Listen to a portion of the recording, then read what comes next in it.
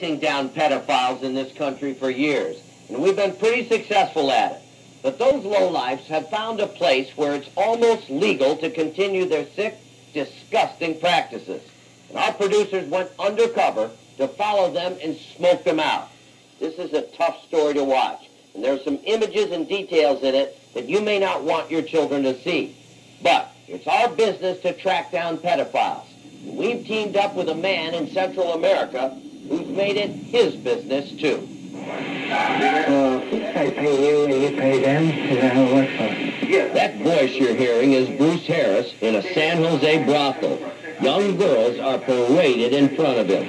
Now, not even saying that these girls, they all have nice, flat stomachs.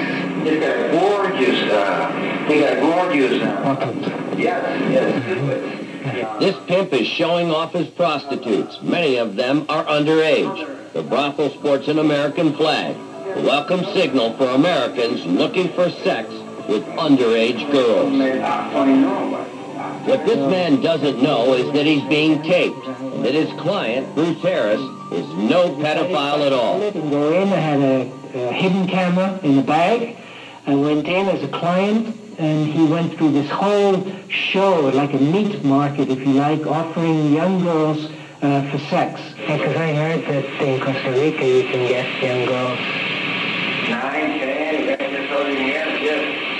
He had a whole list of rules for the clients. No reimbursement. Rules of protection, negotiating the prices, a whole series of things, without even understanding what he was doing to these young girls. ¿Me comunicas con Lourdes en Sahil, por favor? Bruce Harris is the executive director of Casa Alianza, the Central American office of Covenant House. Tracking down pedophiles is what he does best. I think sometimes people look for a motive, whether you're religious or whether it's the money or whether it's neither of those. I like helping kids because kids are great. When it comes to these sexual tourists, Bruce has found that the worst culprits are Americans. The United States proportionally has more sex tourists here in Central America than other countries. So it is a problem that needs to be addressed in the United States. But here in Costa Rica, the problem is made worse because as civilized as this country is, prostitution is legal for people over 18. Trade is booming.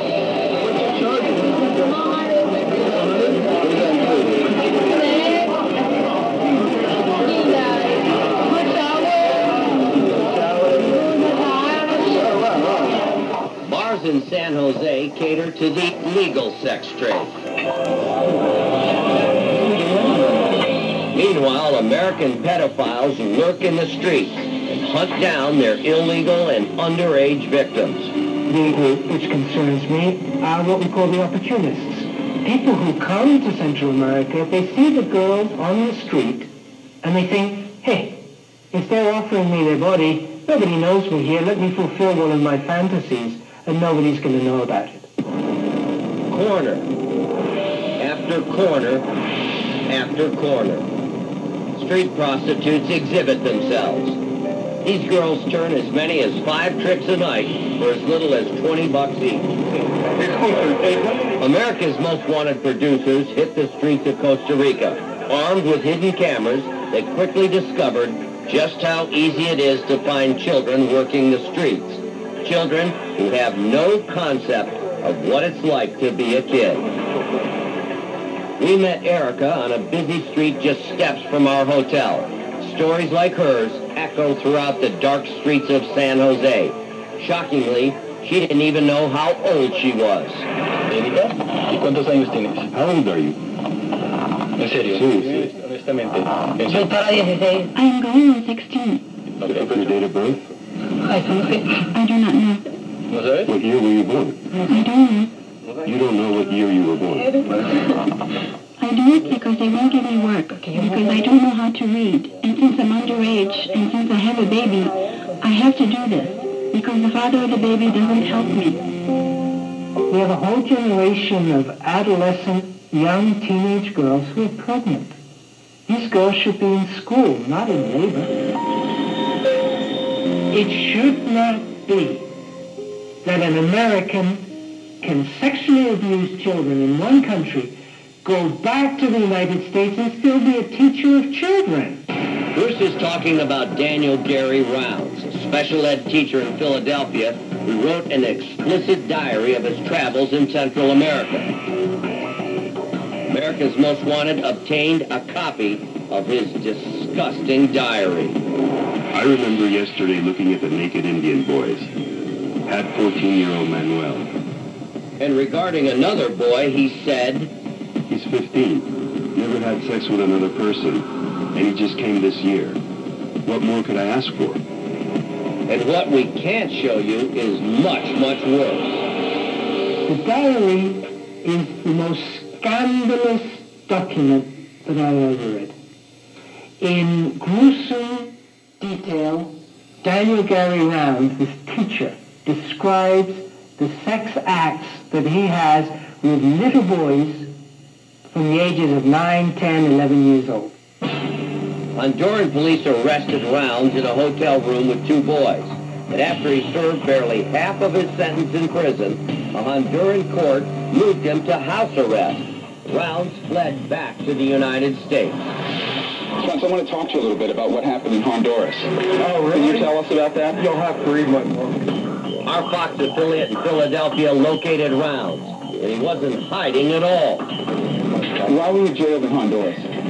So we've got your transcript here. Can you explain that to us? Yes, it's a misdemeanor. Did you read it?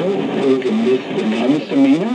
A misdemeanor. This transcript says you were having sex with 12-year-olds in Honduras. Did you do that? That's right. He's an international fugitive living free right here in the United States. America's Most Wanted and Casa Alianza have forwarded the Honduran government all the paperwork needed to extradite Rounds. But so far, we've heard little from the Hondurans. As bad as the story of Daniel Rounds may be, what happens to children here in Central America gets worse, much worse. At age 12, Yvette was on the streets of Costa Rica selling her body. Here she is in an interview with the Hispanic network Univision. He went to rape me, and I was going with him. I jumped out. The car went back, and I took off running, and I hit myself. And a taxi took me to here. A few months after this interview, she went missing, and nobody seemed to care. Nobody, that is, except Bruce Harris and Casa Alianza. About 2 blocks from here is where Yvette would always hang out on the corner. She was 14 years old, I mean. But the last time we saw Yvette was right here. We were sitting right here for about half an hour. Weeks later, Costa Rican police began making discovery after horrific discovery. They found body part after body part in a river, in a tree, in a dump site, all over town. Police turned to another street child to identify Yvette. When Yvette was killed, they came by to get me. Recognized her body. She had a burn on her body, and that was how I recognized the body of Yvette. Cops soon found a third arm. There were now 2 victims. A friend of Yvette's named Jacqueline had also disappeared. Again, police turned to Liliana. They took me to court, and they showed me the body of Jacqueline and how it was. The hand was very swollen. The head was also cut off and swollen. The leg. They showed me all the pieces of her. The body. I started to cry and cry. According to the forensic evidence, it seems that it was the same instrument used to dissect the children in both cases.